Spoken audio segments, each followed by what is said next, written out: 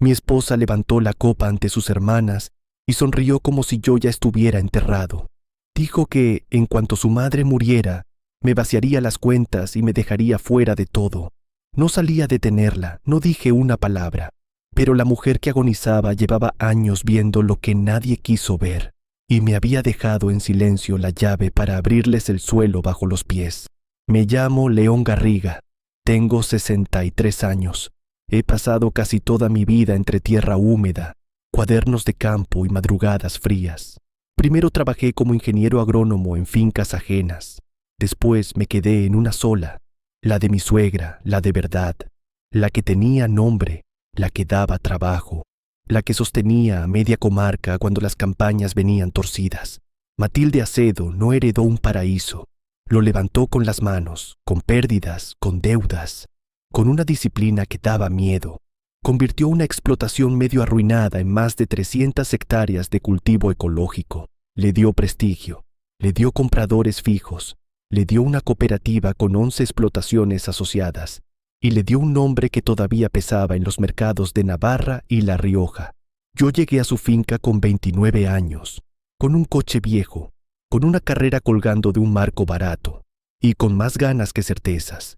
Ella no me contrató por simpático, me contrató porque llegué puntual, porque no hablé de más y porque, cuando vio que el drenaje de la parcela baja estaba mal planteado desde hacía años, fui el único que no improvisó una respuesta. Caminé la zona durante 4 días, tomé notas, medí pendientes, abrí zanjas de prueba, volví con una propuesta, la leyó 2 veces, doblando el papel con cuidado. Luego dijo solo una frase: «Empiezas el lunes».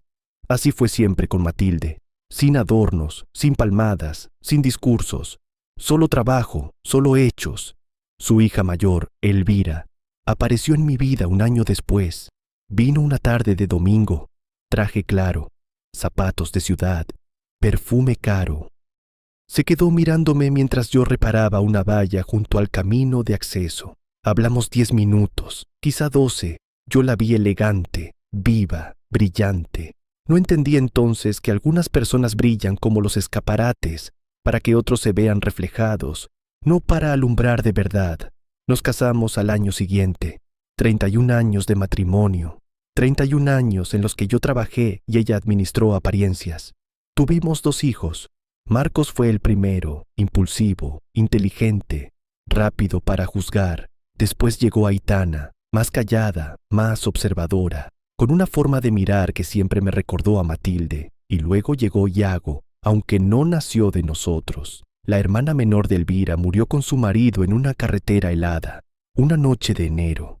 Un camión cruzado, 2 coches y una llamada a las 3 de la mañana. Iago tenía 5 años. Las otras hermanas de Elvira hablaron mucho, demasiado. Una dijo que no tenía espacio, la otra dijo que no era buen momento. Yo no pregunté 2 veces. Fui al centro de acogida, firmé y me lo traje a casa. Todavía recuerdo aquella bolsa de papel que llevaba entre las manos. Toda su vida cabía allí dentro. Un pijama, 2 coches de juguete y una foto doblada. Matilde no dijo nada aquel día. Solo me miró, pero fue una de esas miradas suyas que pesaban más que un discurso entero. Iago creció pegado a mí. Venía al almacén. Se sentaba en el borde del remolque. Aprendió a distinguir semillas por el tacto antes de saber escribir bien su nombre. A los 9 años ya miraba el cielo como si pudiera leerlo. Matilde decía que tenía ojos de campo, y no se equivocaba. Elvira, en cambio, nunca fue de tierra, ni de barro, ni de madrugar, ni de sembrar.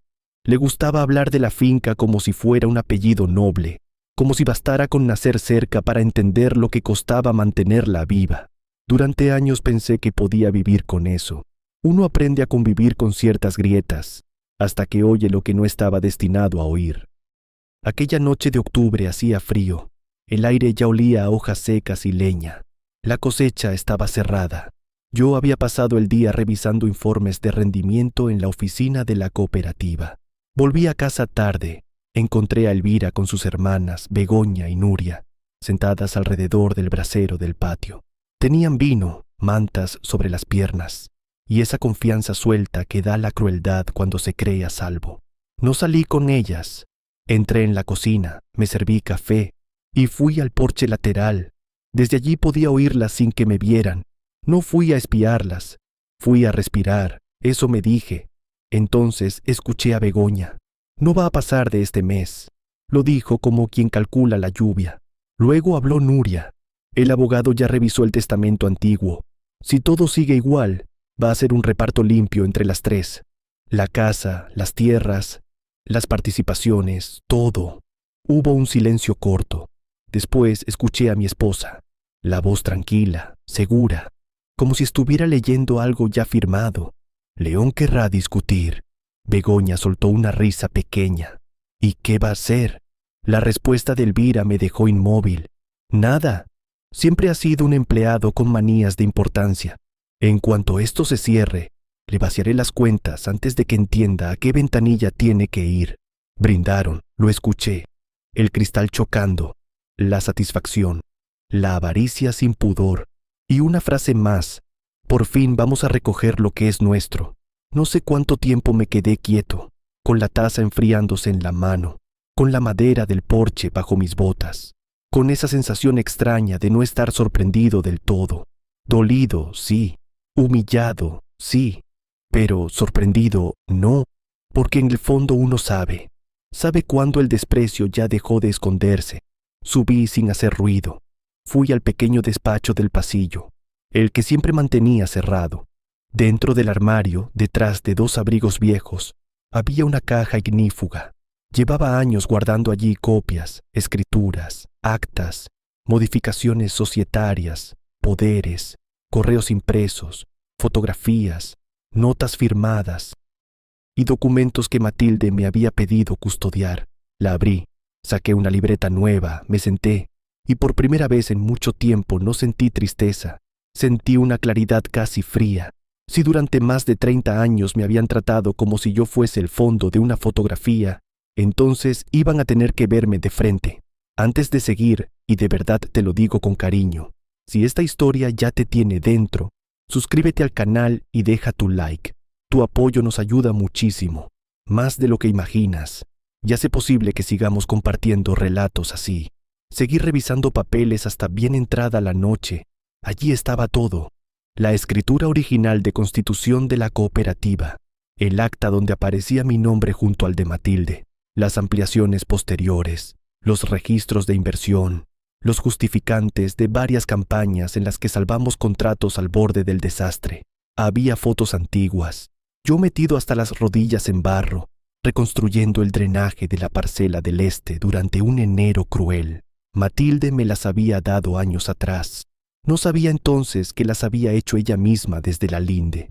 También estaban las cartas notariales y una carpeta marrón que no recordaba haber visto.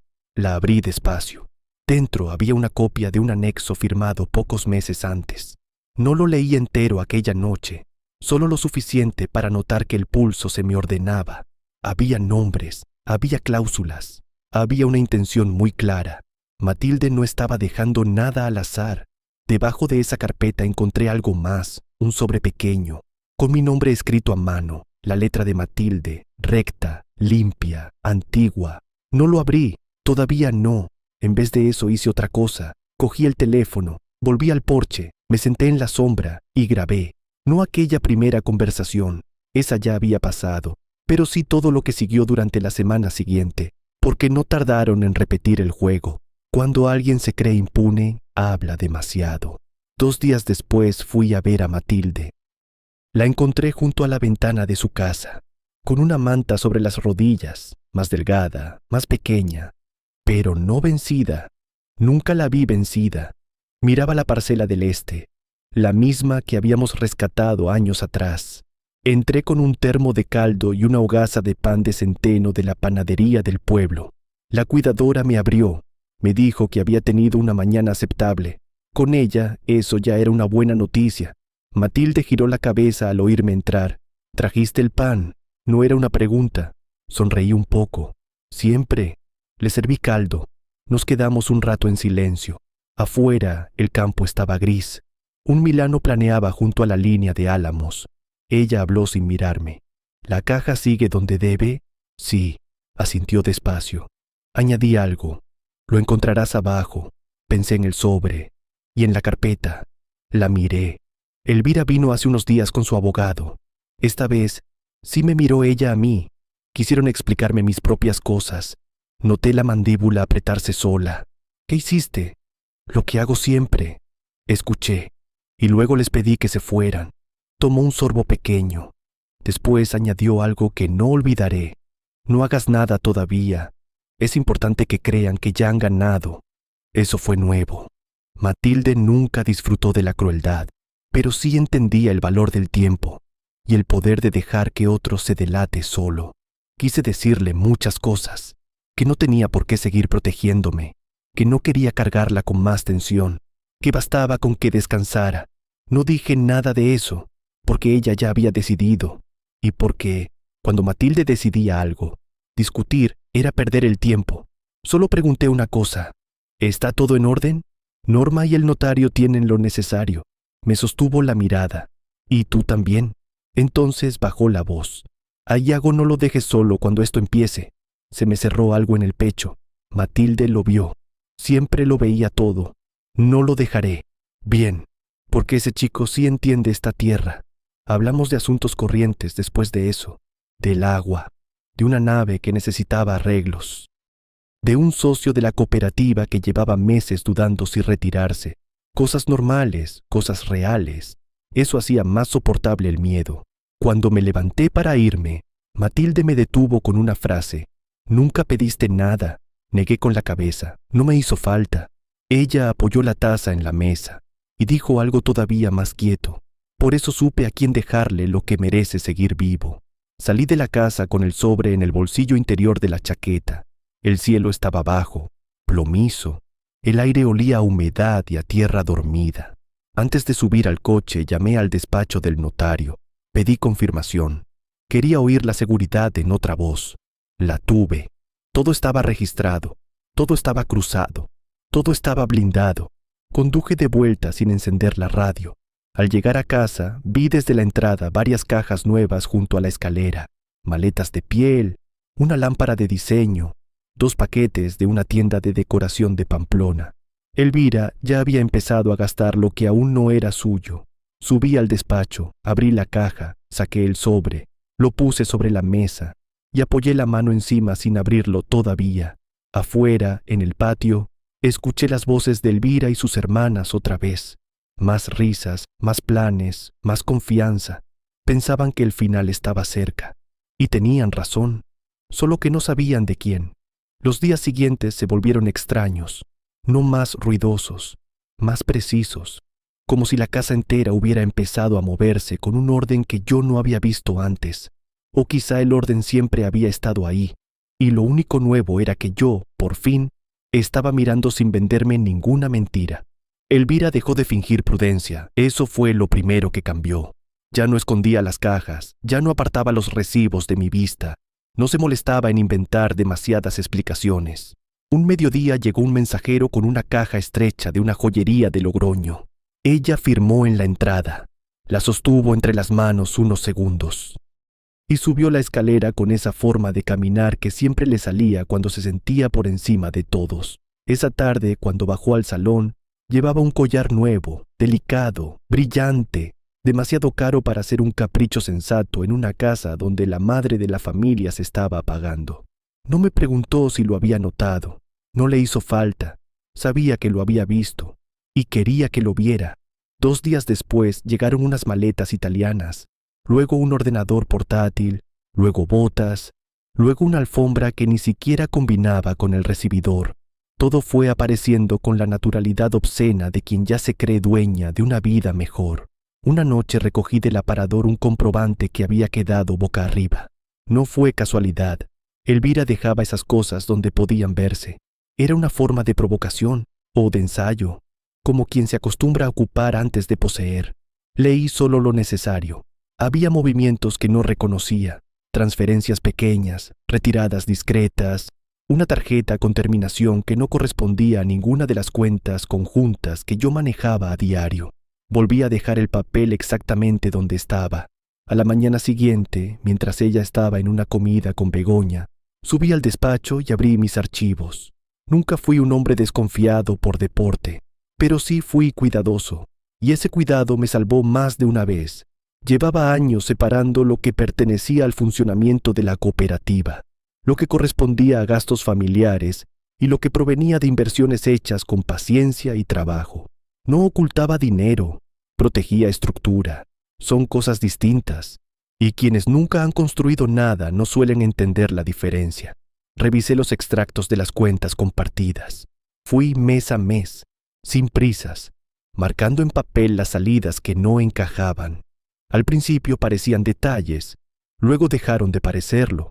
Había un goteo constante, retiradas moderadas, transferencias a una cuenta de otro banco, cargos de compras que no habían pasado por la casa. Nada suficientemente grande por sí solo, todo demasiado exacto en conjunto para ser casual. Imprimí las hojas, escribí la fecha, las guardé en una carpeta azul y llamé a una persona en la que confiaba desde hacía años. No era amiga, no era familia, era mejor que eso. Era discreta. Se llamaba Celia Varela. Había trabajado durante mucho tiempo como auxiliar jurídica para varias familias de la zona. Tenía la clase de cabeza que no se impresiona con dramas ajenos. Le expliqué solo lo imprescindible. Necesito rastrear movimientos patrimoniales relacionados con mi esposa, cuentas, tarjetas, posibles aperturas a su nombre. Celia no me pidió una novela, solo datos. Me dijo que le diera unos días. Me llamó antes de lo que esperaba. Su voz llegó serena, sin adornos. He encontrado una tarjeta abierta a nombre de Elvira hace casi 2 años. Saldo alto, pagos irregulares. También hay una cuenta de ahorro en otra entidad, en otra provincia, alimentada mediante transferencias periódicas desde una de las cuentas conjuntas. Sentí la espalda enderezarse sola. ¿Cuánto? Hubo un silencio breve, lo bastante largo para que la cifra pesara antes de pronunciarse. Más de 60.000 euros. Miré la pared de enfrente, la misma pared que llevaba años viendo, la misma estantería, los mismos archivadores. Y sin embargo, todo tenía otra forma, no por la cantidad, por la intención. Elvira no estaba improvisando un escape. Llevaba tiempo preparándolo, demasiado tiempo. Le pedí a Celia que lo documentara todo, cada fecha, cada origen, cada cruce, cada indicio. Lo hizo sin un comentario de más. Aquella noche Elvira volvió tarde. Traía otra bolsa.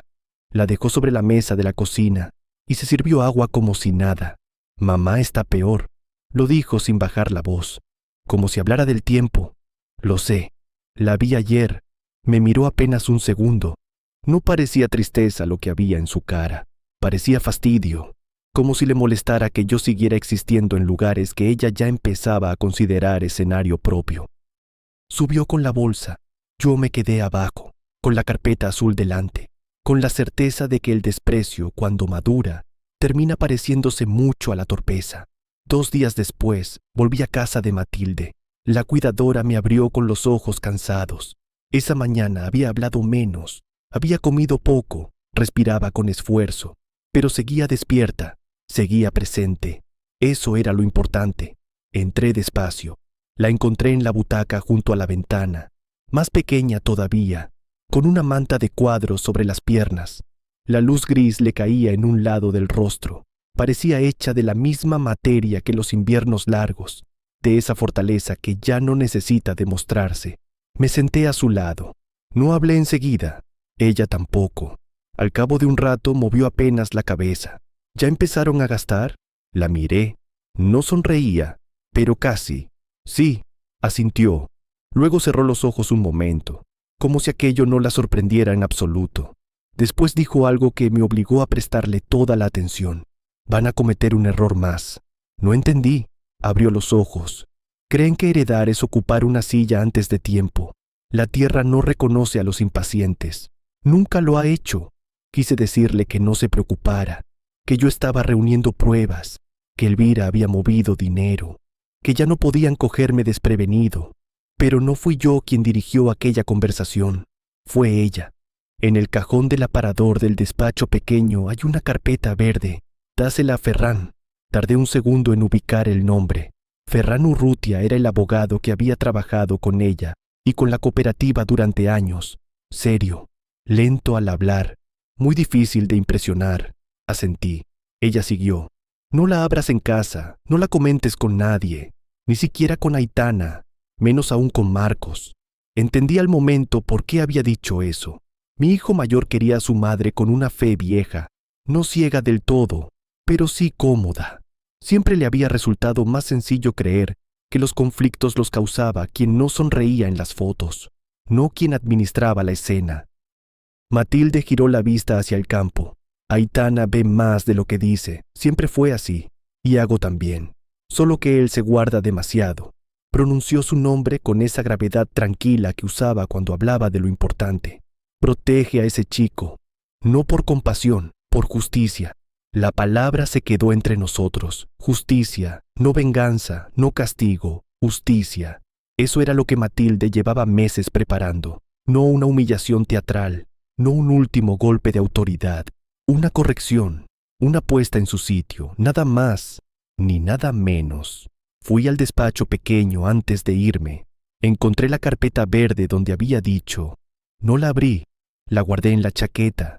Cuando regresé al coche, me senté unos segundos con las manos sobre el volante sin arrancar. El aire fuera estaba helado. Dentro del vehículo olía a cuero viejo y a papeles. Llamé a Ferran desde allí mismo.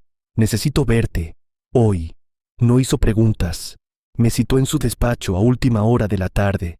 El bufete estaba en una calle tranquila. Pocas luces, muebles oscuros, silencio de madera antigua. Ferran leyó la carpeta entera sin interrumpirme porque yo no tenía nada que decir. La abrió, revisó cada hoja, pasó despacio por los anexos, por las firmas, por los sellos, por 2 declaraciones complementarias que yo no había visto nunca. Cuando terminó, se quitó las gafas y me miró con una mezcla rara de respeto y cautela. Matilde ha sido muy minuciosa. Eso no me sorprendió. Lo que vino después, sí, más minuciosa de lo que yo esperaba. Apoyó un dedo en uno de los documentos. Aquí hay una cláusula de salvaguarda patrimonial, condicionada, muy bien redactada. No la atacarán por forma, intentarán atacarla por intención y perderán. Respiré hondo. Necesitaba oírlo en una voz profesional, no en la mía. Ferran cerró la carpeta. Además, hay otra cosa. Levanté la vista. La designación sucesoria de la cooperativa no solo te protege a ti, protege la continuidad técnica. El puesto de responsable agronómico queda vinculado por función, no por parentesco. Eso me hizo pensar en Iago al instante. Ferran debió verlo en mi cara. Sí, también pensó en él. Matilde sabía exactamente lo que estaba haciendo. Salí de allí con la carpeta otra vez bajo el brazo y una claridad nueva. No sobre el conflicto. Ese ya existía. La claridad era otra. Ya no se trataba solo de resistir el golpe. Se trataba de esperar el momento exacto, porque el momento también forma parte de la verdad. Cuando llegué a casa, encontré a Elvira en el salón con Nuria. Las dos estaban rodeadas de revistas de decoración y catálogos de mobiliario. Hablaban de una reforma en la cocina, de abrir espacios, de cambiar la piedra del suelo, de tirar una pared, mi casa, la casa donde yo había dormido más de 30 años, la casa que ya estaban desmantelando en la imaginación. Nuria me vio entrar y guardó silencio. Elvira no, solo levantó la vista un instante. Mamá quería una casa más luminosa. Lo dijo como si esa frase le concediera derecho moral sobre todas las cosas. Dejé las llaves en el cuenco de la entrada. No respondí. Subí al despacho y aquella misma noche tomé una decisión. Saqué del cajón una grabadora pequeña, no el teléfono. No quería depender de una sola cosa. Probé baterías. Hice una copia de seguridad de los archivos de audio que ya tenía. Organicé carpetas. Puse fechas. Añadí notas. No por obsesión, por orden. Quien ha pasado media vida salvando cosechas sabe que el desastre siempre castiga más al desordenado. Al tercer día, Celia me envió el primer informe completo. Lo leí a puerta cerrada. Las transferencias eran peores de lo que parecía. No solo había retiradas desde las cuentas conjuntas, había intentos de acceso a un fondo vinculado a rendimientos agrícolas que Elvira no debía tocar sin mi firma. No lo había logrado, pero lo había intentado. También aparecían compras de lujo hechas en semanas muy concretas. justo después de reuniones familiares, justo después de visitas a Matilde, como si cada avance en la enfermedad de su madre le sirviera de permiso interno para gastar un poco más. Archivé cada hoja. Luego bajé a cenar. Elvira estaba sola en la cocina. Las hermanas no habían venido esa noche. Eso la volvía más auténtica, más áspera. Sirvió vino. Yo me preparé sopa. Comimos en silencio unos minutos. De pronto habló sin mirarme. Cuando llegue el momento, por favor, no montes un espectáculo. Levanté la cuchara despacio. ¿Qué entiendes tú por espectáculo? Ahora sí me miró. Impugnar, ponerte digno, hacer que todo sea más desagradable de lo necesario. La observé unos segundos. Esa era la palabra. Digno. Para ella la dignidad ajena siempre había sido una molestia logística. Volví a la sopa. No tengo intención de hacer nada desagradable. Ella soltó aire por la nariz, casi una risa. Bien, porque bastante estamos pasando ya. Esa frase merecía memoria. La repetí en la cabeza mientras fregaba el plato. Bastante estamos pasando ya. Como si el dolor principal de aquella casa fuera la incomodidad de sus planes. Como si la enfermedad de Matilde no fuera más que una antesala molesta de la distribución. 2 mañanas después, a primera hora, sonó el teléfono. Era la cuidadora. Supe la noticia antes de oírla entera. Cuando una voz entra así, ya trae la pérdida hecha.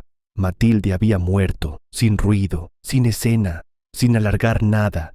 Me quedé quieto con el teléfono en la mano, mirando la ventana de la cocina. La luz apenas estaba entrando. No lloré en ese momento, no pude. Hay dolores que primero te vacían y luego, mucho después, te alcanzan. Fui a despedirme, solo, sin avisar a nadie todavía. La casa estaba en silencio, ese silencio distinto, el que deja una persona cuando ya no está, pero sigue llenando las habitaciones. Entré en su dormitorio, me detuve en la puerta, dije adiós por dentro, como pude, como supe. Después hice las llamadas necesarias, la funeraria, Ferran, la cooperativa y por último, la familia. Elvira llegó con Begoña y Nuria un rato después. Lloró en el camino de entrada, fuerte, breve, perfectamente audible. Luego cruzó la puerta y empezó a mirar la casa, no a sentirla, a mirarla, a medir, a imaginarla sin Matilde dentro. Yo vi eso, y fue entonces cuando algo terminó de romperse para siempre. No el matrimonio, eso ya estaba muerto hacía tiempo. Lo que se rompió fue la última excusa, la última pequeña defensa que todavía me permitía pensar que quizá, en el fondo, Elvira solo era frívola. No, era peor. Sabía lo que hacía, y elegía hacerlo. Volví a casa al anochecer. No encendí ninguna luz del despacho al entrar. Abrí la caja ignífuga a oscuras. Saqué el sobre con mi nombre. Lo sostuve entre las manos largo rato, y esta vez sí lo abrí. Dentro había 2 hojas escritas por Matilde. Leí la primera línea, luego la segunda. Y al llegar a la tercera, entendí que lo que venía por delante no iba a ser una pelea por bienes. Iba a ser la revelación completa de una verdad que ella llevaba años guardando para el instante exacto. Y esa verdad iba a cambiar más que una herencia. La carta de Matilde no tenía saludo. Eso era muy suyo. Nunca gastaba palabras en ceremonias inútiles. Entraba de frente, como si cada frase hubiera sido medida antes de tocar el papel. La primera línea me obligó a sentarme. Si estás leyendo esto es porque ya no pude seguir vigilando en persona lo que durante años tuve que vigilar en silencio. Seguí leyendo despacio, con una mano apoyada en la mesa, con la otra sujetando el borde de la hoja como si el papel pudiera moverse solo. Matilde hablaba de la cooperativa, de los años difíciles, de la campaña en que casi perdimos a 2 socios por una mala negociación, del invierno en que el agua nos reventó media instalación de riego y yo pasé 3 noches sin dormir para evitar una ruina mayor. Recordaba cosas pequeñas, demasiado pequeñas para cualquiera que no hubiera estado allí. La forma exacta en que yo revisaba la tierra con las botas embarradas antes de decidir una siembra. La costumbre de Iago de quedarse mirando el cielo antes de una tormenta. La paciencia de Aitana. La rabia mal dirigida de Marcos. Y luego llegó a lo que de verdad importaba. Escribió que llevaba años observando a sus hijas sin hacerse ya ninguna ilusión, que no dudaba del cariño que habían sentido por ella en algún momento de la vida, pero sí dudaba de su carácter, de su medida, de su relación con el esfuerzo y con la verdad. Dijo que Elvira confundía pertenecer con merecer, que Begoña llevaba toda la vida arrimada al árbol que diera más sombra, y que Nuria había aprendido a ponerse del lado ganador antes incluso de saber cuál era. Leí esa parte 2 veces, no por sorpresa, por claridad. Matilde no estaba escribiendo desde el resentimiento, estaba dejando constancia, y eso pesaba mucho más. Después habló de mí, no de forma sentimental, nunca fue mujer de elogios blandos.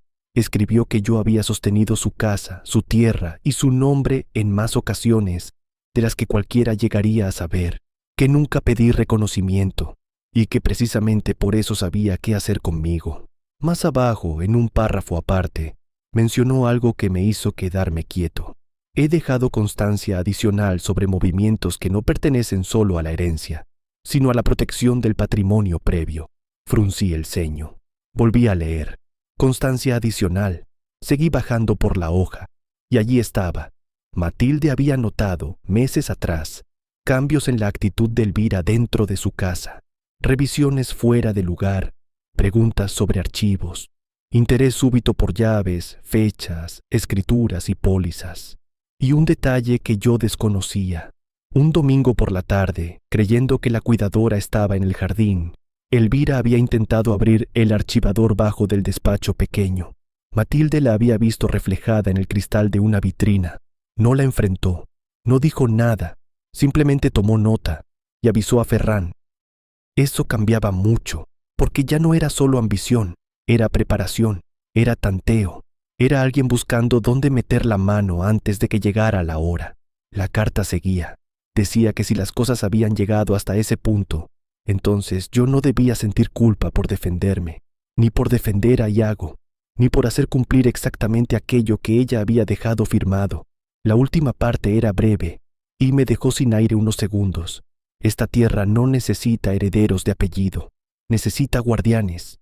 Si ellas deciden convertir mi muerte en una rapiña, no se lo permitas.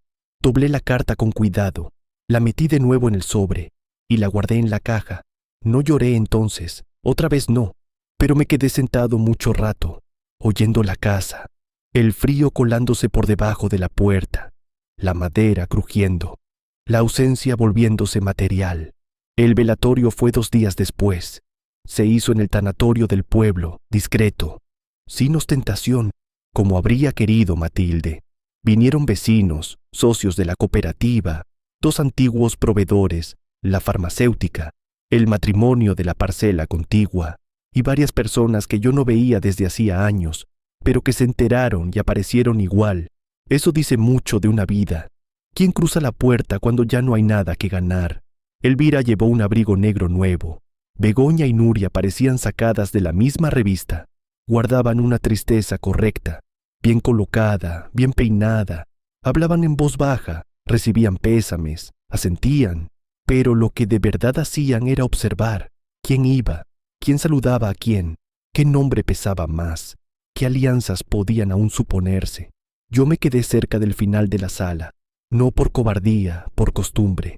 Llevo media vida sabiendo que, cuando uno guarda silencio, escucha más. Iago llegó solo.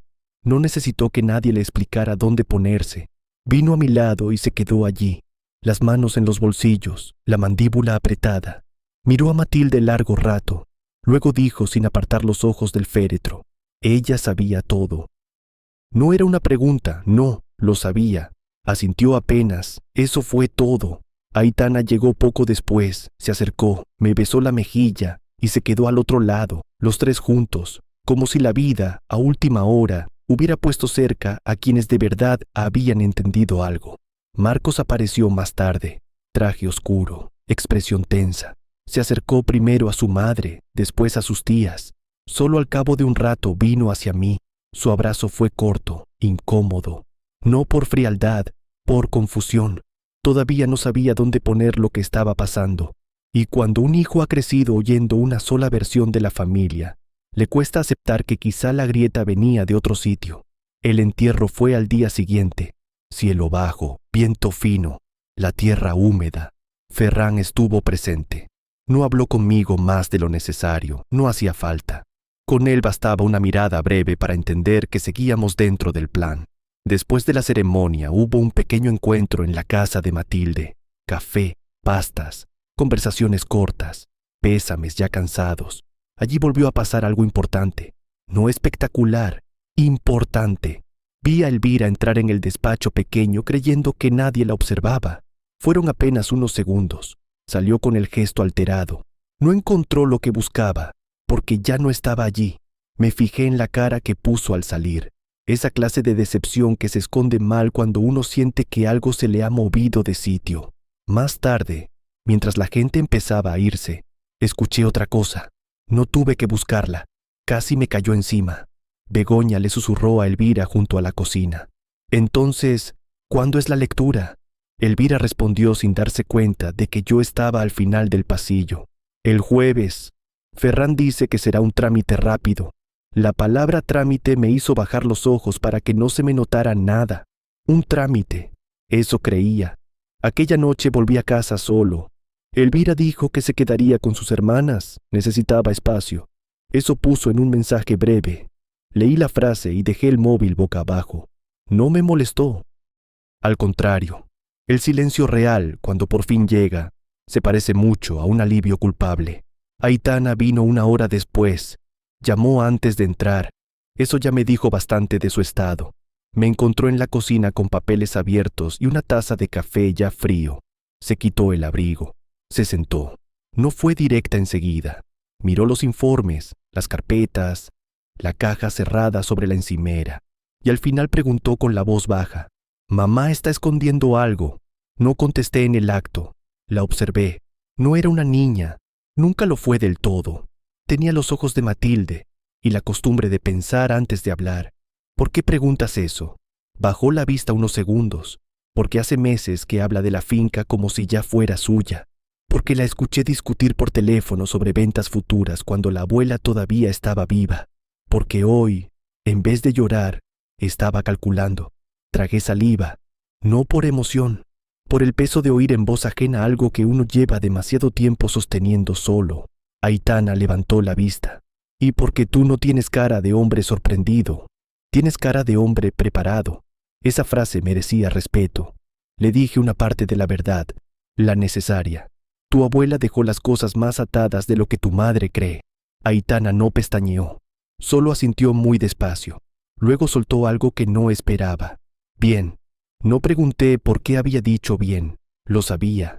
Pasamos más de una hora hablando. No de herencias, de cosas concretas, de la cooperativa, de los contratos de primavera, de un socio que quizá querría retirarse, de Iago. Aitana preguntó por él 2 veces, como quien necesita confirmar que alguien va a quedar a salvo.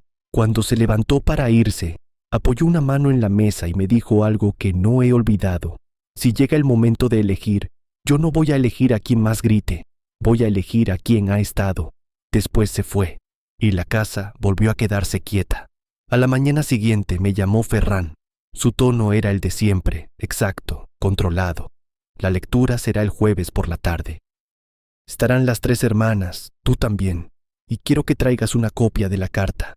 No la original, la copia. Asentí aunque no podía verme. Habrá problemas, habrá ruido. No es lo mismo. Colgué.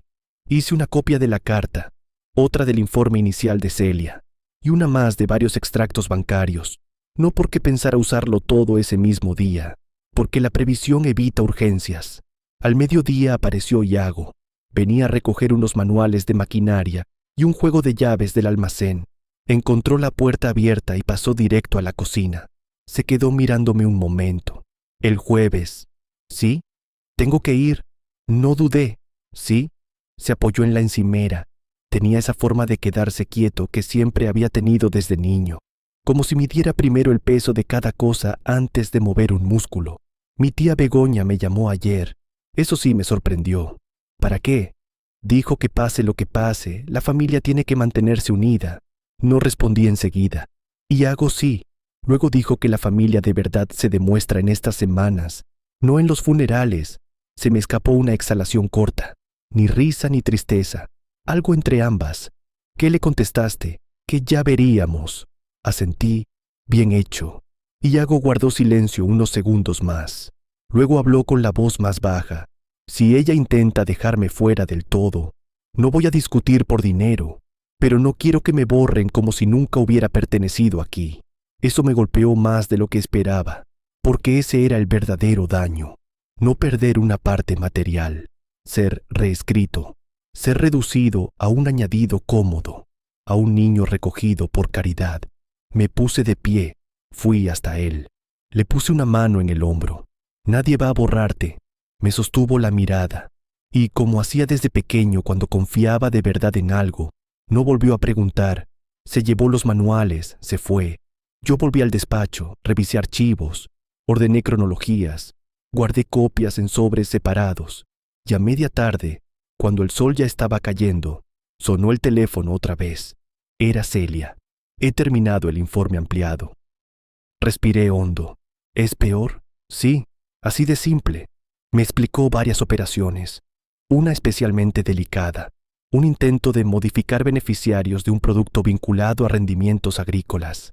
Había quedado bloqueado por falta de firma conjunta, pero el rastro estaba. También había una compra reservada para una reforma futura en la casa, una señal. No solo estaba gastando, estaba proyectando, invirtiendo en un escenario que daba por seguro. Cuando colgué, me quedé un momento con el informe en la mano. A veces el abuso no entra gritando, entra con sonrisa serena, con voz baja, con la tranquilidad obscena de quien cree que nadie le mirará los dedos. Elvira regresó aquella noche, más tarde de lo habitual. Traía el cansancio pintado, pero no tristeza. Dejó el bolso, se quitó los pendientes frente al espejo de la entrada, y entonces dijo, sin volverse del todo, Ferran me confirmó la lectura. Me quité las gafas y las dejé sobre la mesa. A mí también. Hubo una pausa mínima, lo justo para sentir el cálculo. Espero que no compliques las cosas por orgullo. ¿Qué palabra más reveladora? Orgullo. Los años de trabajo ajeno siempre son orgullo cuando estorban a quien solo ha esperado cobrar. La miré. No tengo intención de complicar nada. Bien, porque bastante desgaste llevamos todos. Otra vez esa idea. El desgaste como problema principal. No la muerte, no la verdad, no la codicia, el desgaste. Subió a la habitación. Yo me quedé abajo, y cuando escuché cerrarse la puerta del dormitorio, saqué del cajón la grabadora pequeña, la probé, revisé la batería, la guardé en el bolsillo interior de la chaqueta que pensaba llevar el jueves. No sabía si la necesitaría, pero ya había aprendido una cosa. Quien se siente vencedor antes de tiempo siempre se descuida en el momento exacto. La víspera de la lectura amaneció fría, muy fría. El aire limpiaba el cielo. Las ramas desnudas parecían más oscuras. Pasé la mañana en la cooperativa resolviendo asuntos que no podían esperar. Firmas, pedidos. Un problema con un transporte de pienso. La vida real seguía. Eso también era importante, porque mientras otros soñaban con repartirse una finca, la finca seguía exigiendo trabajo. A última hora, antes de volver a casa, Ferran me llamó una vez más. Solo dijo una frase: mañana no hables de más, deja que primero se caigan solos. Colgué, y entendí que el momento estaba a un paso.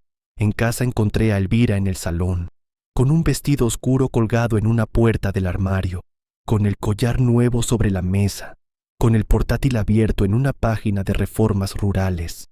No levantó la vista cuando entré. Solo dijo, como si hablara del tiempo del día siguiente: mañana va a ser largo. Yo dejé las llaves, me quité el abrigo y respondí sin mirarla demasiado: depende para quién. Aquella noche dormí poco, no por miedo, por expectativa, por esa calma dura que llega cuando uno sabe que el golpe ya no puede evitarse y sin embargo, tampoco necesita evitarlo. Apenas amanecía cuando abrí los ojos. Y antes incluso de salir de la cama, supe una cosa con absoluta certeza. El jueves no iba a cambiar solo un testamento. Iba a cambiar para siempre quién sería recordado como familia. El despacho de Ferran Urrutia olía a papel viejo, calefacción seca y café recalentado. Llegué unos minutos antes de la hora, no por nervios, por costumbre. Siempre he creído que quien llega con tiempo llega con ventaja. Ferran ya estaba allí. Tenía 3 carpetas abiertas sobre la mesa grande, una negra, una verde y una de cartón gris con el nombre de Matilde escrito arriba. No levantó la cabeza al verme entrar, solo señaló la silla del extremo derecho. «Siéntate ahí». Me quité el abrigo despacio. Dejé la copia de la carta sobre la mesa, la grabadora en el bolsillo interior, las copias de extractos bancarios en una carpeta aparte, todo en su sitio, todo preparado. Ferran me miró entonces por encima de las gafas. «Recuerda una cosa, hoy no vienes a pelear, hoy vienes a estar. Ellas harán el resto». Asentí. No necesitaba más instrucciones. La puerta volvió a abrirse. Entró Elvira primero, negro impecable, el collar nuevo, la barbilla alta, el gesto medido de quien ensaya serenidad porque ya se siente a un paso de la victoria. Detrás llegaron Begoña y Nuria, juntas, como siempre, como si por caminar pegadas fueran más fuertes de lo que eran por separado. Las tres me vieron. Ninguna saludó. No me importó. Su silencio ya no era desprecio, era simple desconocimiento. Todavía no sabían dónde estaban sentadas. Después entró Marcos, traje oscuro, mandíbula tensa. Miró a su madre primero, luego a mí. Hizo un gesto breve con la cabeza, no de apoyo, no de distancia, de incertidumbre. Aitana llegó con Yago. Eso sí me sorprendió un poco. Venían juntos. No hablaron al entrar, solo ocuparon 2 sillas al fondo, separadas del grupo de Elvira. Eso no pasó desapercibido. Vi a Nuria fruncir apenas el ceño. Vi a Begoña girar la cara hacia su hermana. Elvira fingió que no le daba importancia, pero la tensión se le instaló en los hombros. Un minuto después apareció el abogado que ella había elegido. Se llamaba Samuel Baredo. No era Ferran. Eso también había cambiado. El otro ya no quiso acompañarla. Samuel era más joven, más rápido al moverse. De esos hombres que creen que dominar la velocidad equivale a dominar la situación. Traía un maletín fino y una expresión de suficiencia que me recordó a gente que nunca ha tenido que arreglar una bomba de agua a las 5 de la mañana. Se sentó junto a Elvira, abrió su carpeta, sacó un bolígrafo caro y empezó a revisar papeles con esa forma exagerada de quien quiere que todos noten que está trabajando. Ferran cerró la puerta, tomó asiento en cabecera y habló sin levantar la voz. «Estamos aquí para la lectura de las disposiciones testamentarias y anexos patrimoniales de doña Matilde Acedo». Confirmó nombres, identidades, fechas, y después empezó. Primero llegaron los legados pequeños, los personales, los simbólicos. Begoña recibió una caja de nogal que había pertenecido a la abuela de Matilde. Nuria recibió una colección de manteles bordados guardados desde hacía años. Elvira recibió un broche de perlas, el mismo que Matilde llevaba en las cenas importantes. La cara de mi esposa en ese instante fue reveladora, no por lo que mostró, por lo que intentó esconder. Había esperado algo más grande desde la primera línea, una señal de privilegio, una llave, una prioridad, pero Matilde había empezado por el símbolo exacto. Le había dejado una joya, bonita, antigua, cerrada, nada que pudiera confundirse con poder. Ferran pasó la página y el ambiente cambió. Lo sentí físicamente, como cuando el cielo se aplasta antes de una tormenta. Las participaciones principales de la explotación agrícola, Acedo, la vivienda principal, las parcelas de secano y regadío, la nave de maquinaria, las cuentas operativas vinculadas a la actividad agraria, la representación mayoritaria en la cooperativa. Todo eso, dijo Ferran, queda regulado por el anexo de salvaguarda patrimonial otorgado de manera válida y consciente por la causante en fecha de junio del pasado año. Elvira se incorporó en la silla. Samuel levantó la cabeza. Begoña dejó de respirar un segundo. Nuria abrió la boca apenas. Ferran siguió. El anexo sustituye la distribución previa en caso de acreditarse conducta de desposesión, manipulación o intento de perjuicio económico contra la figura designada como continuador de la explotación y cofundador funcional de la estructura agraria vinculada. Samuel habló entonces, interrumpiendo. Eso no figura en la copia principal que obra en poder de mi clienta. Ferran ni pestañeó, porque la copia principal en poder de su clienta no era completa. Eso provocó el primer silencio verdadero de la tarde. Elvira giró la cara hacia Samuel. Él extendió la mano. Ferran le entregó una copia del anexo. Samuel la leyó rápido, demasiado rápido. Volvió al principio. Leyó otra vez, más despacio. y vi exactamente cuándo comprendió que aquello era real. No hizo un gesto grande, fue algo más pequeño, más profesional. Su cuello se tensó, sus hombros bajaron medio centímetro y dejó de mirar el documento como quien busca un fallo. Empezó a mirarlo como quien calcula daños. Esto es extraordinario. No fue una objeción, fue una admisión disfrazada.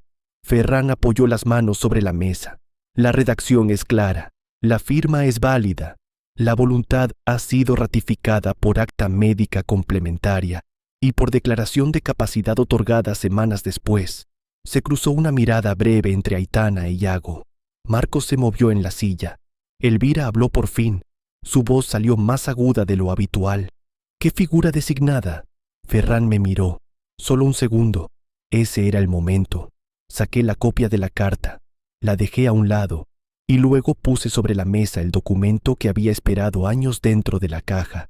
La escritura de constitución de la cooperativa. La original no, la copia compulsada, con 2 nombres en la línea de arranque: Matilde Acedo, León Garriga, yo. Dije la palabra sin alzar la voz. Yo soy esa figura. No hubo un estallido inmediato. Hubo algo mejor. Hubo incredulidad, la auténtica, la que deja a la gente sin reacción unos segundos. Elvira me miró como si acabara de verme por primera vez en su vida. No al marido, no al hombre de la cocina, no al que volvía con barro en los bajos del pantalón. Me vio como una amenaza, como una estructura, como alguien que estaba escrito donde ella pensaba que solo existía su apellido. Samuel cogió la copia, revisó la fecha, la firma, los sellos, levantó la vista. Su cliente no me informó de esto. Ferran respondió con sequedad, porque no lo sabía. Elvira se volvió hacia él. ¿Cómo que no lo sabía? Samuel no respondió enseguida. Siguió leyendo. Eso le dejó aún peor. Ferran abrió la carpeta verde. Hay más. Extrajo otra hoja. La dejó en el centro. Cláusula de salvaguarda.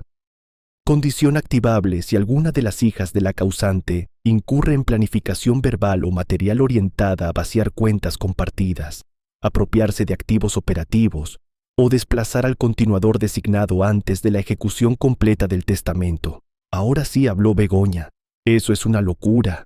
Nuria la siguió. Eso no se puede demostrar. Entonces saqué el teléfono. No con rabia, con calma. Lo dejé junto al altavoz pequeño que Ferran ya tenía preparado en una esquina de la mesa.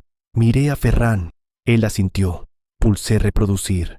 La voz de Elvira llenó el despacho. Clara, tranquila. Peor que si hubiera salido gritando. En cuanto esto se cierre, le vaciaré las cuentas antes de que entienda a qué ventanilla tiene que ir. La frase quedó flotando en el aire. Begoña bajó los ojos. Nuria se quedó blanca. Marcos se inclinó hacia adelante como si no hubiera oído bien. Aitana no se movió. Iago tampoco. Samuel se dejó caer contra el respaldo. Y Elvira se quedó totalmente inmóvil. Fue lo más impresionante de todo. No negó enseguida. No protestó de inmediato. Simplemente se quedó quieta, como si hubiera sentido, al fin, el momento exacto en que el suelo cede. Ferran detuvo el audio y habló con una precisión casi amable. La cláusula se considera activada. Por tanto, la titularidad de los bienes principales y de la continuidad operativa de la explotación pasa íntegramente al designado. Eso incluye la vivienda principal, las parcelas, las cuentas operativas vinculadas, la posición de control en la cooperativa. La cara de Elvira cambió entonces. Ya no había sorpresa, había rabia, rabia desnuda. Te aprovechaste de una mujer enferma. Su voz iba temblando según avanzaba. La manipulaste, le llenaste la cabeza, la pusiste contra nosotras. La miré y comprendí con una claridad absoluta que no sentía odio, sentía cansancio, mucho cansancio acumulado. No me aproveché de nadie, contesté despacio. Estuve, eso fue todo, todos estos años, siempre. Samuel intentó intervenir. Mi clienta podría cuestionar la capacidad de la causante en la fecha del anexo. Ferran ya tenía la respuesta en la mano. Levantó otro documento. Informe médico de capacidad, ratificación notarial posterior, observaciones de lucidez sostenida, todo firmado y validado. Samuel lo recibió, lo leyó, y supe que ya estaba haciendo el cálculo final. ¿Cuánto costaría intentar pelear aquello? ¿Cuánto tardaría en perderlo? Elvira me señaló con un dedo que le temblaba. Tú no eres familia, esa frase. Después de todo, después de Yago, después de Matilde, después de décadas. Esa frase fue casi un regalo, porque dejó a la vista algo que hasta entonces aún podía maquillarse. Aitana habló antes que yo, y lo hizo con una voz tan firme que durante un segundo vi a Matilde en ella. No digas eso otra vez. Elvira giró la cabeza. Aitana ya estaba de pie. Si alguien ha sostenido esta familia cuando a ti te convenía mirar hacia otro lado, ha sido él. Si alguien estuvo con la abuela, fue él. Si alguien hizo de padre de verdad, fue él. No había gritos. Eso la hizo aún más fuerte. Marcos se quedó helado. Miró a su hermana, luego a su madre, y luego a mí, como si piezas viejas empezaran a encajarle a la fuerza. Iago se levantó también, más despacio, con esa contención suya. Yo no voy a discutir por dinero, dijo, pero si hoy alguien pretende borrar lo que he sido en esta casa, entonces sí voy a hablar. Elvira abrió la boca. No pudo decir nada. Iago siguió. Tenía 5 años cuando llegué aquí. No me trajiste tú al taller. No me enseñaste tú a leer el cielo. No me llevaste tú a los médicos cuando tuve fiebre de pequeño. No me esperaste tú despierta las noches que tuve pesadillas. Así que no vuelvas a decidir delante de mí quién es o no es familia. Cada palabra cayó limpia, sin temblor, sin exceso, y eso valía más que cualquier escena. Elvira apartó la vista. Por primera vez en toda la tarde, Ferran dejó que el silencio hiciera su trabajo. Después continuó. Hay una disposición adicional relativa a la función técnica de la explotación. La responsabilidad agronómica futura queda ligada al puesto y no al vínculo de sangre.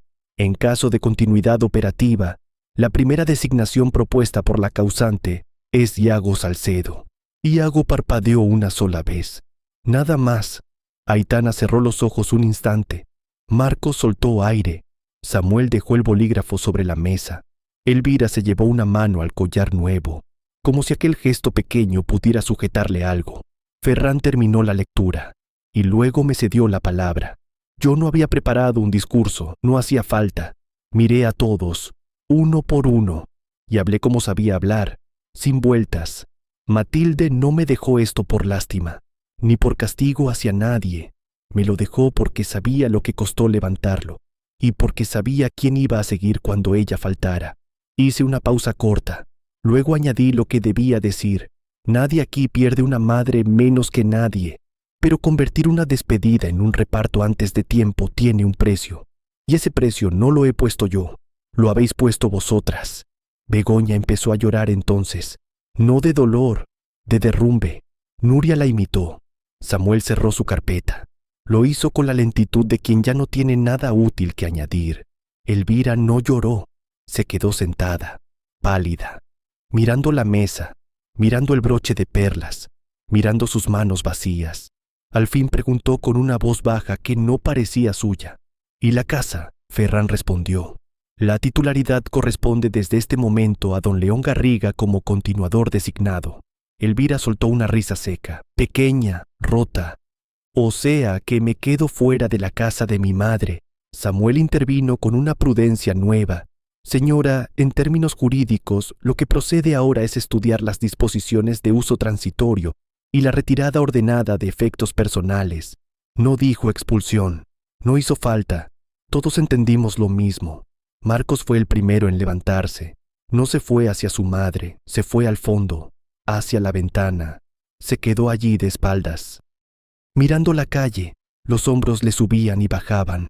Aitana fue con Iago. Le rozó el brazo, un gesto mínimo, de alianza, de verdad.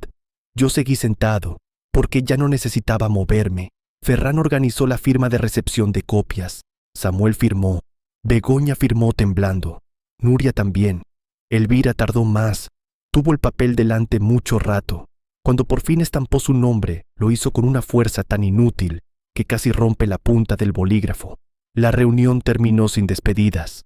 Así suelen terminar las cosas cuando por fin se cae la última mentira útil. En la puerta, ya con el abrigo puesto, Samuel se me acercó. Habló muy bajo. Si hay más documentación económica de la que deba tener conocimiento inmediato, le recomiendo canalizarla cuanto antes. Lo miré. Sí la hay, asintió una vez. Entonces, no tarde, se fue. Marcos salió después, no dijo nada, solo me miró, y en esa mirada había vergüenza. No por la herencia, por los años. Aitana se acercó antes de marcharse. Te acompaño a casa, negué con suavidad. No, ve con Iago. Quiero un rato solo. ¿Me entendió? Siempre me entendió mejor de lo que decía. Elvira fue la última en cruzar la puerta. Se detuvo a mi altura. No me miró de frente. Esto no termina aquí.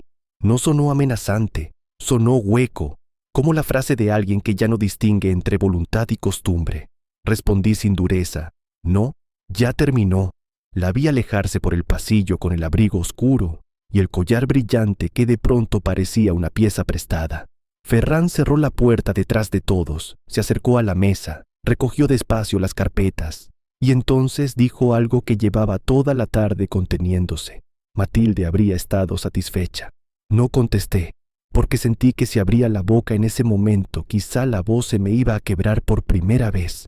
Recogí mis papeles, la copia de la carta, la carpeta con los extractos, la grabadora intacta en el bolsillo, y salí al aire frío de la tarde. No nevaba, pero el cielo tenía ese color de metal apagado que trae los inviernos largos. Me quedé un momento junto al coche sin entrar, respirando, con las manos en los bolsillos, sintiendo algo que no era triunfo, tampoco paz, era otra cosa. Era el peso de una verdad que por fin había salido de la sombra. Y mientras miraba la calle vacía, sonó mi teléfono. Era Celia, contesté. Su voz llegó precisa. Necesito verte hoy. He terminado el informe completo. Y hay algo más, algo que cambia la gravedad de todo. Vi a Celia esa misma tarde, no en su despacho. Me pidió que fuéramos a una cafetería pequeña, en una calle tranquila, lejos del centro. Cuando llegué, ya tenía una carpeta cerrada delante. No había café en su mesa. Eso me dijo bastante antes de que abriera la boca. Se sentó recta, las manos juntas, la voz limpia. Lo que has traído hasta ahora ya era grave. Lo que he terminado hoy lo empeora. Tomó aire. Luego abrió la carpeta. Había extractos, cruces de cuentas, solicitudes incompletas, correos impresos y algo más. Un borrador de consulta enviado por Elvira a una asesoría patrimonial de Zaragoza. Lo leí despacio. No estaba firmado, no era un contrato, pero dejaba claro lo que ella pensaba hacer. Hablaba de una reorganización futura del patrimonio heredado.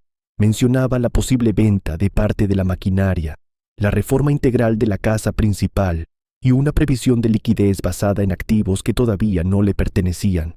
Celia señaló otra hoja. Esto ya lo sabíamos a medias, pero aquí está completo. Era el rastro de la cuenta oculta.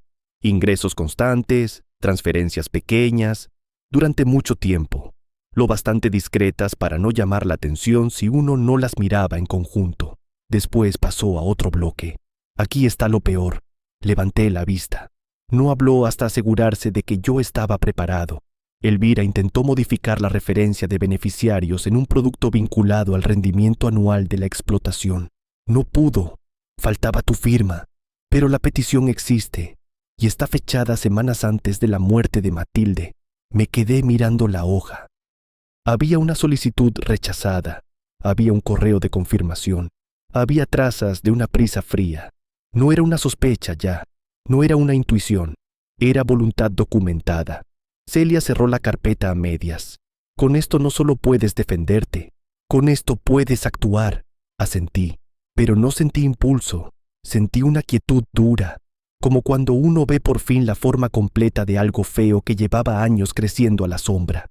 Salí de aquella cafetería con la carpeta bajo el brazo. No fui a casa enseguida. Fui a ver a Adriana Cifuentes, abogada de familia, seria, poco dada a adornar las cosas. Ferran me la había recomendado hacía tiempo, por si alguna vez me hacía falta una cabeza que separara hechos de emociones. Le entregué el informe. Lo leyó sin interrumpirme porque yo tampoco necesitaba explicar demasiado. Pasó una hoja, luego otra. Después cerró la carpeta y dijo exactamente lo que yo esperaba, y aún así dolió escuchar. Aquí hay ocultación patrimonial. apropiación progresiva de fondos comunes y un patrón de conducta sostenido. Se quitó las gafas. Si quieres divorciarte, esta es la hora correcta. Si esperas, solo le das margen. No necesité pensarlo. Lo llevaba pensando años, aunque no con ese nombre. Hazlo. Adriana asintió, sin solemnidad, sin frases de consuelo. Me explicó los pasos, medidas cautelares, acreditación de movimientos, petición de restitución, separación de cuentas, uso de la vivienda ya resuelto por la disposición de Matilde. Todo encajaba, todo llegaba a su sitio al mismo tiempo. Volví a casa ya de noche. Elvira estaba en el salón, sentada muy recta, sin televisión, sin música, sin revistas. Era la primera vez en mucho tiempo que la veía sin una escenografía alrededor. Me miró entrar, no se levantó, no preguntó por dónde había estado. Solo dijo algo que no parecía una pregunta, pero lo era. ¿De verdad piensas echarme? Dejé la carpeta sobre el aparador. No voy a echarte, ya no puedes quedarte aquí. Frunció los labios, como si la corrección le pareciera una insolencia. Esto también es mi vida. La observé un instante y respondí con una calma que me sorprendió incluso a mí. Tu vida estaba aquí, pero hace mucho tiempo dejaste de cuidar lo que tenías. Se puso en pie, no gritó. Eso habría sido más fácil. Me habló con una frialdad nueva. ¿Y ahora qué? Ahora vas a recoger tus cosas y vas a hablar con tu abogado. Y yo voy a hablar con la mía. Por primera vez no intentó fingir que todo era una exageración mía. Por primera vez entendió que el decorado había caído entero. Subió al dormitorio. Yo no la seguí. Escuché armarios, cajones, maletas, 2 llamadas. Una de ellas a Begoña, la otra, supuse, al abogado. A medianoche bajó con 2 bolsas y una maleta pequeña. No se llevó mucho. Quienes viven de la apariencia suelen creer que siempre podrán volver por el resto. Antes de salir se detuvo en la puerta. Llevaba puesto el collar nuevo, el mismo con el que había ido a la lectura. Me miró con una mezcla rara de humillación y desprecio. Marcos no te lo va a perdonar. Esa fue su última bala. La familia como presión, el hijo como amenaza. Le abrí la puerta. Buenas noches, Elvira. Se fue. No cerré de golpe. No hacía falta. Cuando por fin la casa quedó en silencio, subí al despacho. Saqué la carta de Matilde, la releí entera, y por primera vez desde su muerte lloré. No mucho, no como en las películas, solo lo justo para que el cuerpo soltara una parte de lo que había llevado encima demasiado tiempo. Los meses siguientes fueron duros, pero limpios, y eso hizo toda la diferencia. El divorcio avanzó con menos ruido del que yo esperaba. La documentación era demasiado clara. Los fondos ocultos tuvieron que volver a la masa común. Las deudas de la tarjeta quedaron a nombre de Elvira. Los intentos de mover productos agrícolas sin autorización quedaron incorporados al procedimiento. No hubo épica, hubo papeles. Y a veces los papeles, cuando dicen la verdad, son más implacables que cualquier discurso. Begoña dejó de llamar al poco tiempo. Nuria no. Una tarde de febrero me telefoneó. Su voz sonaba gastada, más vieja. No dijo hola, dijo esto. Yo no sabía lo del dinero. Sabía que Elvira contaba con quedarse con todo. Sabía lo que decía de ti, pero no sabía que estaba sacando dinero. Le creí. No porque fuera inocente, no lo era. Pero la culpa ajena tiene matices, y ya no me interesaba vivir para castigar matices. Lo sé. Hubo un silencio al otro lado. Luego preguntó algo que no esperaba. ¿Hay alguna forma de que esto no lo rompa todo para siempre? Pensé antes de contestar. Para algunas cosas, sí. Para otras, no. No me pidió perdón. No se defendió. Solo suspiró. Y dijo una frase que se me quedó grabada. Matilde siempre supo lo que cada una era. Luego colgó. Aitana se convirtió en una presencia constante. Venía 2 o 3 tardes por semana. Revisaba conmigo contratos. Aprendía la parte administrativa de la explotación. Le salía bien, demasiado bien. Tenía la cabeza ordenada de su abuela y una manera de escuchar que ya no es frecuente. Con ella no hacía falta traducir los silencios. Iago asumió el puesto técnico de forma natural, sin ceremonia, sin necesidad de sentirse importante. Entró un lunes por la mañana al despacho de la cooperativa. Firmó la documentación de designación. Me estrechó la mano. y se fue al campo a revisar una parcela con problemas de compactación. Eso era todo. Eso era Iago. Marcos tardó más, mucho más. Pasó semanas sin venir. Contestaba tarde, hablaba poco. Yo no lo perseguí. Hay verdades que a los hijos no se les pueden meter por la fuerza. Tienen que llegarles al ritmo en que pueden soportarlas. Fue en marzo, un domingo frío. Yo estaba con Iago revisando un drenaje en la zona norte. Escuché un coche acercarse por el camino. Era Marcos. Se bajó. Se quedó un rato de pie, mirándonos trabajar, sin saber bien cómo entrar en una escena que siempre había dado por segura y de la que en realidad había estado ausente. No dije nada. Le pasé una pala. La cogió. Se quedó. Trabajó con nosotros casi 2 horas. Después nos sentamos en el borde del remolque a comer bocadillos. El viento olía a tierra removida. Marcos miró el campo, no a mí, y habló como se habla cuando la vergüenza todavía está viva. Yo no sabía muchas cosas. Lo sé. Pensaba que exagerabas. También lo sé. Apoyó los codos en las rodillas. Mamá siempre hablaba como si tú fueras a irte algún día, como si la finca siguiera igual contigo o sin ti. Tardó un segundo en seguir. Supongo que me resultaba más fácil creer eso que mirar de verdad. No le pedí disculpas, no porque no las mereciera, porque no las necesitaba de esa forma. Le di la mitad del bocadillo que me quedaba y le dije lo único útil: ya estás mirando, eso basta para empezar. No fue una reconciliación de película, fue mejor, fue trabajo, fue presencia, fue un hijo volviendo sin teatro. Con eso me alcanzaba. La primavera llegó poco a poco. La casa de Matilde ya era legalmente mía, pero durante meses seguí llamándola en mi cabeza la casa de Matilde. Las palabras tardan en obedecer a la realidad. Pintamos la fachada del cobertizo, arreglamos una puerta vieja, cambiamos parte de la instalación del agua. Nada espectacular, solo cosas verdaderas. Aitana empezó a encargarse de la correspondencia de la cooperativa. Iago tomó el mando de varias decisiones técnicas con una seguridad tranquila que me recordó a la forma en que Matilde observaba una finca antes de hablar. Marcos empezó a venir algunos domingos, no siempre, lo suficiente, lo real. Un día de abril reuní a los socios de la cooperativa en la nave grande. No hubo escenario, ni mesa larga, ni micrófonos. No me gustan. Solo pedí un poco de atención y hablé unos minutos. Les anuncié la creación de una ayuda anual de estudios para jóvenes de la comarca que quisieran formarse en agronomía o en cultivo sostenible. La llamé Fondo Matilde Acedo. No beca, no homenaje, fondo, como ella habría querido. Algo útil, algo que siguiera. Iago estaba al fondo, con los brazos cruzados, Aitana a su lado, Marcos un poco más atrás. No hice un discurso bonito. Solo expliqué de dónde salía la primera aportación, una parte de los rendimientos de ese año, y agradecí la paciencia de todos durante los meses más duros. Nada más, eso bastaba. Una mañana de mayo me senté en el porche de la casa antes de empezar la jornada. El sol todavía no calentaba del todo. La parcela del este ya estaba verdeando. El drenaje seguía funcionando perfecto, como tantas veces. Saqué la carta de Matilde del bolsillo interior de la chaqueta. La había leído muchas veces ya, pero esa mañana volví a abrirla. Fui directo al final. Esta tierra no necesita herederos de apellido. Necesita guardianes. Leí la frase 2 veces. Luego doblé el papel.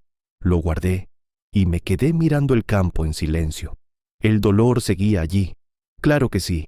Las cosas no desaparecen porque uno gane una batalla o firme unos papeles. Pero el dolor ya no mandaba, ya no ordenaba la casa, ya no decidía por mí. Se había quedado en su sitio, como un invierno que uno recuerda sin seguir viviendo dentro de él. Me puse las botas, cerré la puerta y fui a encontrarme con Iago en la parcela norte. Aitana iba a pasar después por la oficina. Marcos vendría el domingo. La cooperativa seguía respirando, la tierra también, y yo, por primera vez en muchos años, ya no me sentía un hombre tolerado en su propia vida. Me sentía exactamente lo que Matilde había escrito, un guardián. Si esta historia te acompañó hasta aquí, gracias de corazón por quedarte. Y si te gustó este recorrido, recuerda suscribirte al canal y dejar tu like. Tu Tu apoyo vale mucho para nosotros, de verdad. Y si no sabes qué decir, o sientes que te faltan las palabras, a nuestro equipo le hará muchísima ilusión leer incluso un simple gracias en los comentarios.